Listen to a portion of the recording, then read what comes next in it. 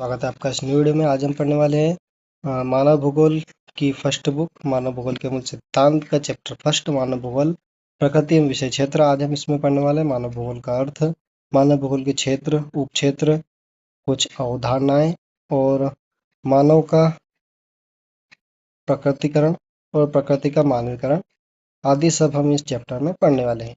तो शुरू करते जल्दी से वीडियो को, चैप्टर को। फर्स्ट टॉपिक है हमारा मानव भूगोल का अर्थ और परिभाषाएं।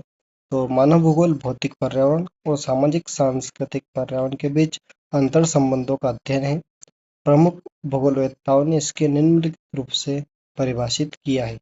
तो ये सटीक परिभाषा है रेडजेल के अनुसार, एलन सी सैंपल के अनुसार, Paul Vidal de la Blache के अनुसार। तो ये तीनों परिभाषा आपको बुक में दिख जाएंगी।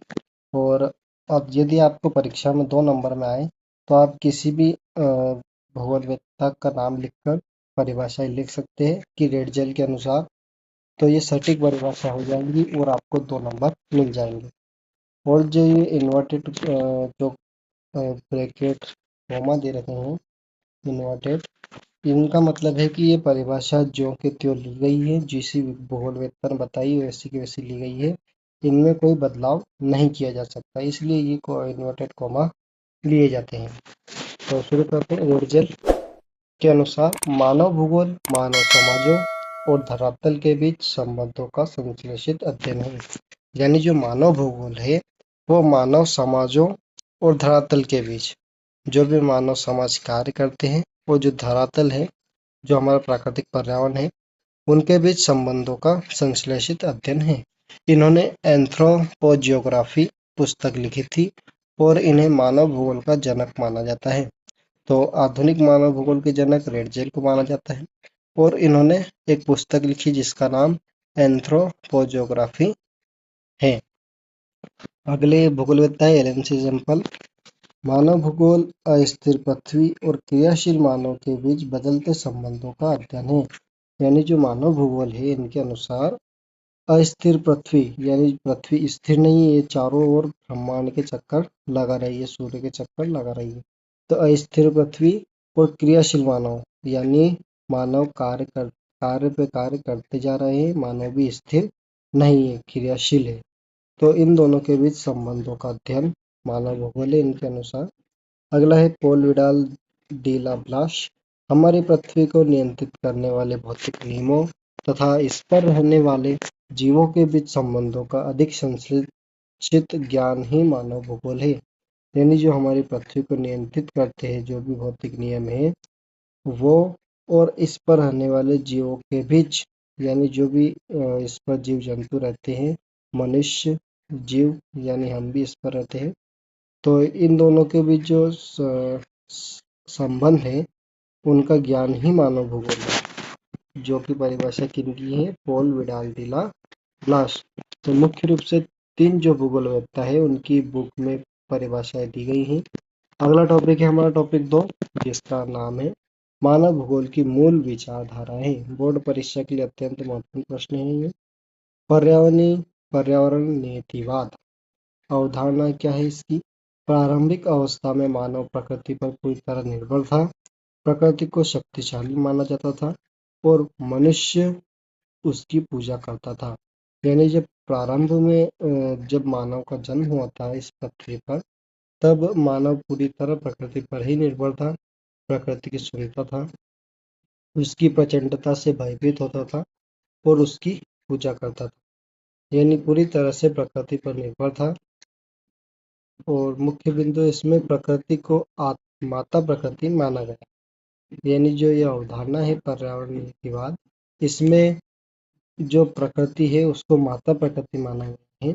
मानव प्रौद्योगिकी के अभाव के कारण प्रकृति की प्रचंड शक्तियों के सामने असहाय था। इसके समर्थक कौन है पर्यावरण नीतिवाद अवधारणा के? तो रेडजेल है, एलन सैंपल है, एलन सी सैंपल, कांट और हबोल्ट जो कि इस अवधारणा के समर्थक है। अगला है संभववाद। तो अवधारणा क्या कहती है? यह अवधारणा कहती है कि जैसे जैसे समय बीता, मनुष्य ने तकनीक का विकास किया और प्रकृति के नियमों को समझकर अवसरों का निर्माण किया। यानी जैसे जैसे समय बीतता गया मनुष्य तकनीक का विकास हुआ, मनुष्य के अंदर ज्ञान उत्पन्न हुआ, तकनीकी का विकास हुआ और प्रकृति के नियमों को समझकर अवसरों का निर्माण किया। जैसे अब बारिश का मौसम चल रहा है तो मनुष्य ने अपने तकनीकी और विकास का प्रयोग करके छाते का निर्माण किया, जिससे बारिश से बचा जा सकता है। मुख्य बिंदु है इसमें, प्रकृति केवल अवसर प्रदान करती है और मनुष्य अपनी बुद्धि व तकनीक से उन अवसरों का प्रयोग करता है। इसे प्रकृति का मानवीकरण भी कहते हैं।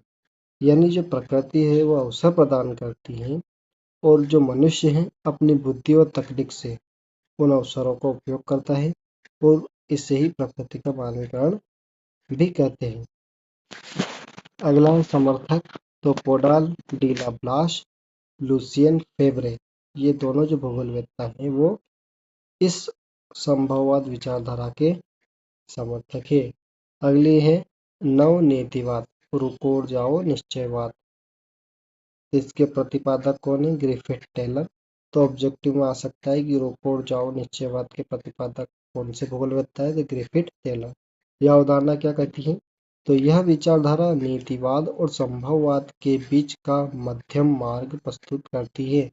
यानी इन दोनों के बीच जो बीच के अंतर्गत जो भी सवाल उत्पन्न होते हैं, जो इन दोनों के बीच जो भी कुछ अ, मार्ग हैं उसे प्रस्तुत करती है इन दोनों के बीच में। तो मुख्य बिंदु, ना तो प्रकृति पर पूरी विजय पाई जा सकती है और ना ही प्रकृति पर पूरी तरह मनुष्य पर हावी है। प्रकृति पूरी तरह मनुष्य पर हावी है। जैसे चौराहे पर लाल बत्ती रुकने का संकेत देती है और हरी बत्ती आगे बढ़ने का, ठीक वैसे ही प्रकृति सीमाओं को ध्यान में रखकर ही विकास किया जाना चाहिए। यानी जो ये जो विचारधारा है वह कहती है कि ना तो पूरी तरह प्रकृति का मानवीकरण हो सकता है और ना ही पूरी तरह मानव का प्रकृतिकरण हो सकता है। यह विचारधारा इन दोनों के बीच में स्थित है। अगला है टॉपिक 3, मानव का प्रकृतिकरण और प्रकृति का मानवीकरण। आधार, मानव का प्रकृतिकरण और प्रकृति का मानवीकरण, ये एक सारणी है। तो आधार लेते हैं हम तकनीकी स्तर। तो मानव का प्रकटीकरण में तकनीक का स्तर अत्यंत निम्न तथा नगण्य था। जो तकनीक है, जब ये दौर चल रहा था, मानव का प्रकटीकरण दौर चल रहा था, तब तकनीक का स्तर अत्यंत निम्न था और नगण्य था। और प्रकृति का मानवीकरण जो दौर है उसमें उन्नत और आधुनिक तकनीक का प्रयोग किया गया है। अगला है मानव स्थिति। मानव की स्थिति कैसी थी? मानव का प्रकटीकरण जो दौर चल रहा था उसमें तो मनुष्य प्रकृति के अनुसार स्वयं को ढालता था, प्रकृति का दास था उस दौर में। अब जो वर्तमान दौर चल रहा है प्रकृति का मानवीकरण, उसमें मनुष्य प्रकृति में अपनी आवश्यकता अनुसार परिवर्तन करता है। ये जो प्रकृति है उसमें अपनी आवश्यकता अनुसार परिवर्तन कर लेता है।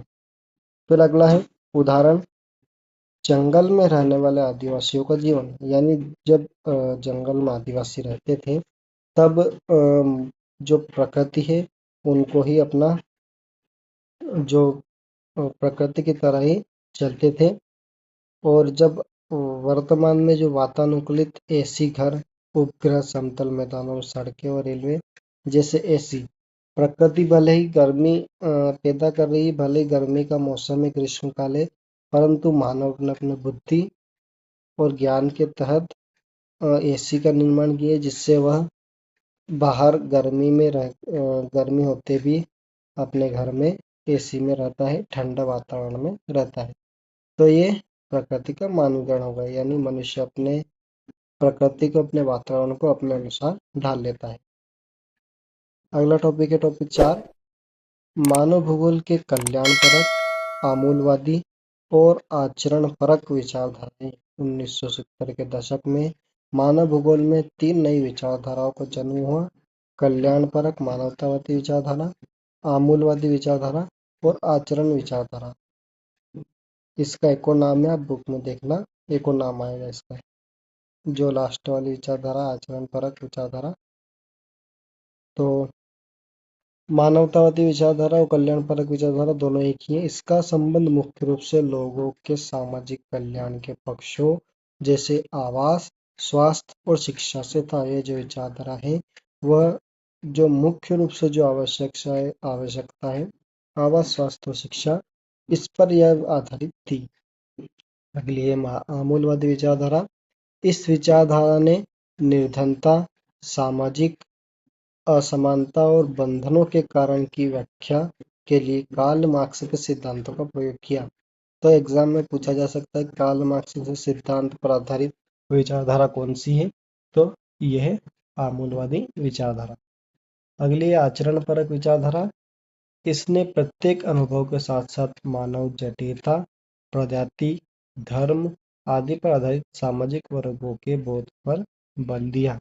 तो ये तीनों विचारधारा हैं 1970 के दशक में मानव भूगोल में इनका जन्म हुआ था। अगला टॉपिक है मानव भूगोल के क्षेत्र और उपक्षेत्र। वस्तुनिष्ठ प्रश्न और लघुत्तरीय प्रश्नों के लिए महत्वपूर्ण है।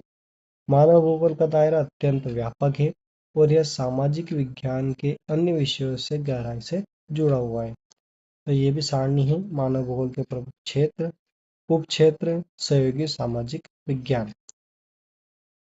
मानव भूगोल का प्रमुख क्षेत्र है सामाजिक भूगोल। तो इसके उपक्षेत्र है व्यवहारवादी भूगोल, सांस्कृतिक भूगोल, ऐतिहासिक भूगोल, लिंग भूगोल। और जो सहयोगी सामाजिक विज्ञान है वो है समाजशास्त्र, मनोविज्ञान, इतिहास। अगला है प्रमुख क्षेत्र नगरीय भूगोल, जिसके उपक्षेत्र है नगरीय अध्ययन और नियोजन। अगला है राजनीतिक भूगोल, जिसका निर्वाचन भूगोल और सैन्य भूगोल उपक्षेत्र है। और राजनीतिक विज्ञान और सैन्य विज्ञान इसके सामाजिक सहयोगी सामाजिक विज्ञान है। तो ये ऑब्जेक्टिव में कई बार आते हैं कि राजनीतिक भूगोल के दो उपक्षेत्र लिखिए, नगरीय भूगोल के दो उपक्षेत्र लिखिए। तो इस प्रकार आप अच्छे से सारणी को याद कर लेना, अच्छे से एक बार पढ़ लेना। जनसंख्या भूगोल, जिसका जनसांख्यिकी है उपक्षेत्र। आवास भूगोल का नगर एवं ग्रामीण नियोजन।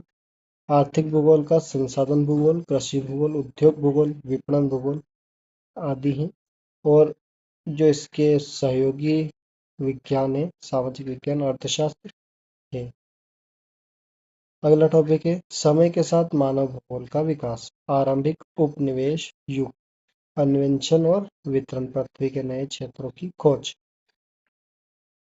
उत्तर उपनिवेश युग, ये जो युग है इनमें बांटा गया है भूगोल के विकास को। प्रारंभिक उपनिवेश युग, अन्वेषण और वितरण थे इसमें, पृथ्वी के नए क्षेत्रों की खोज हुई इस युग में।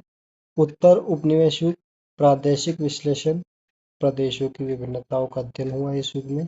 तो ऑब्जेक्टिव बनते हैं, आप एक बार और अच्छे से बुक में पढ़ लेना, क्योंकि मैं यही सजेस्ट करूंगा कि आपको बुक तो उठानी ही होगी, यानी बुक आपको टॉपर्स बनना है तो बुक तो आपको उठानी ही होगी।